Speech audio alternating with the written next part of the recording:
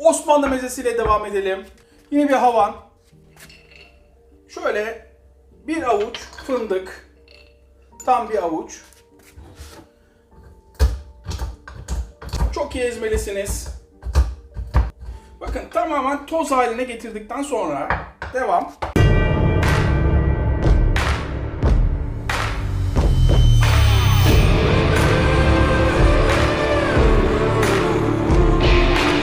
Sarımsaklarınız büyükse 2 tane, küçükse 3 tane sarımsak.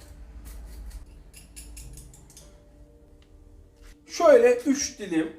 Taze olursa çok daha iyi olur. Ekmek içi.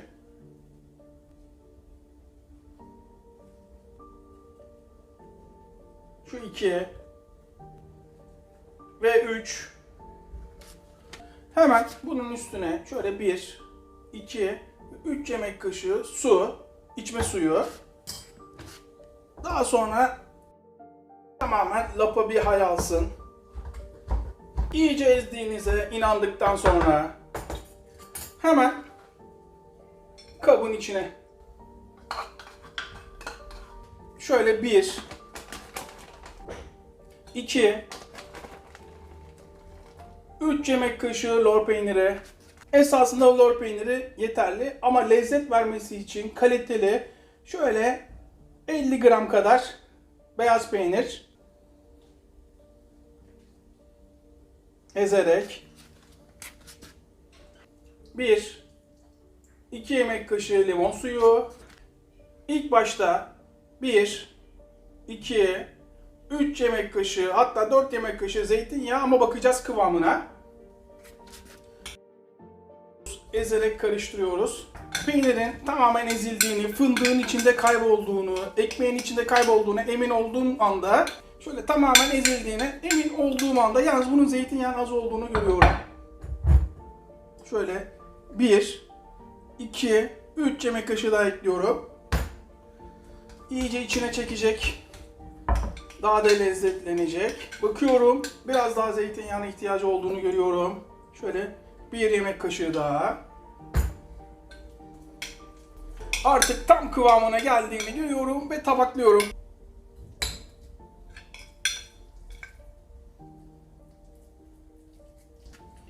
Hemen şeklimizi verelim. İlk başta yay, daha sonra üstüne şöyle biraz dereotu, bir dereotu, bir boşluk ve boş olan yerlere, boş çizgilere zeytinyağı,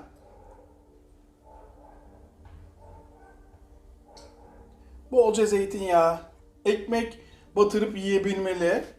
Renk vermesi için çok az kırmızı pul biber. Nasıl gözüküyor? Eski Osmanlı mezesi, peynirli fındık tarator. Bunu da beğenmeyecek adam tanımıyorum. Bana sorarsanız tablo gibi oldu. Picasso, Van Gogh. Ayağa kalkın, büyüğünüz geldi. Bir meze daha yapalım. Biraz hızlı olmamız lazım. NBA maçı başlayacak. 1 yemek kaşığı domates salçası. 1 silme biber salçası. İster acı, ister tatlı size kalmış. Yine çay bardağı kullanalım. Kafalarda soru işareti kalmasın. İster bir şeyler yudumlarken, ister 5 çayında, ister kahvaltıda bir hafta dolapta bozulmayan bir meze yapıyoruz. Yılbaşı için masaları şenlendirecek. Tercih sizin. Bakın 1 çay bardağı zeytinyağı hemen içine. Biraz karabiber. Tuz kullanmıyorum. Çünkü salça tuzlu olabilir. Peynir kullanacağız. Peynir tuzlu olabilir. Salçayı zeytinyağında açıyorum. Yalandan sonra tüm gerçekler şüphelidir.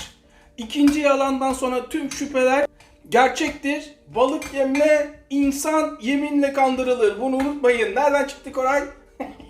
Haberler sunmuyoruz. Burası YouTube kanalı. Aklımıza gelen her şeyi söyleyebiliriz. Rahat olun. İstersek küfür bile edebiliriz. Şöyle zeytinyağını yedirdikten sonra lor peyniri. Bu tariflerden sonra lor peynirine bakış açınız değişecek. 3, 4, 5 yemek kaşığı lor peyniri. Sadece lor peyniriyle de yapabilirsiniz ama lezzet vermesi için evinizdeki herhangi bir beyaz peynir, eğer rezine olursa çok daha lezzetli olur tabi. Ama bugünün ekonomik şartlarına göre size hak veriyorum. Herhangi bir sert beyaz peynir veyahut da sadece lorla da yapabilirsiniz. 2 diş sarımsak. Sarımsaklar büyükse 2 diş, küçükse 3 diş. 1 çay kaşığı nane. 1 çay kaşığı kırmızı toz biber. Ve mutlaka 2, bu tarifin olmazsa olmazı 3 çay kaşığı kekik. Henüz daha ölümcül vuruş yapmadık. Şimdi ezerek peyniri yediriyoruz. Bakın tuz atmadım çünkü peynirim tuzlu ve salçam tuzlu olabilir. Görüyorsunuz değil mi? Zeytinyağını nasıl emdi. Çok fazla gelmiş olabilir ilk başta size ama toparladı. Bütün salçayı eşit dağıtıyorum. Dikkat edin, beyaz peyniri tamamen eziyorum. Cevizli peynir ezmesi. İyice ezdiğime emin olduktan sonra yine havan bugünü bekliyormuş. Ne kadar çok kullandık. Şöyle 1 su bardağı ceviz. Havan gerçekten bugünü bekliyormuş. Çok ince ezmek önemli. Bakın. Bakın görüyor musunuz? Ne kadar iyi ezdim görüyor musunuz? Toz halinin bir tık üstünde.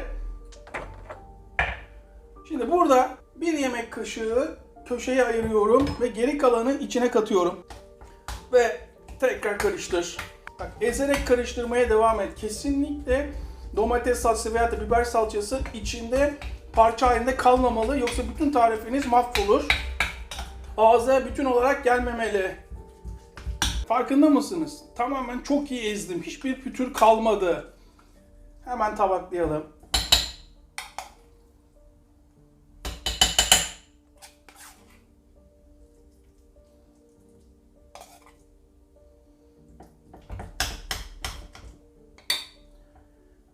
Üstüne cevizden.